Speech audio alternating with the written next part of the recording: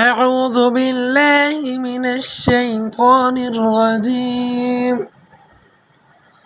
بسم الله الرحمن الرحیم۔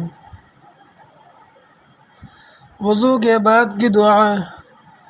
حضرت عمر بن خطاب رضی اللہ عنہ فرماتے ہیں کہ اللہ کے رسول صلی اللہ علیہ وسلم نے فرمایا کہ جس شخص نے وضو کیا اور اچھی طرح وضو کیا پھر اس نے مذکورہ کلمات کہے تو اس کے لیے جنت کے 8 دروازے کھل جاتے ہیں، جس سے چاہے جنت میں داخل ہو۔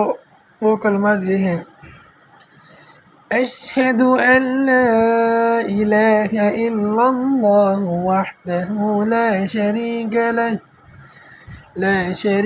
لہ واشہد ان محمدا عبدہ ورسولہ اللہم اجعلنی من التوابین واجعلنی من المتطہرین۔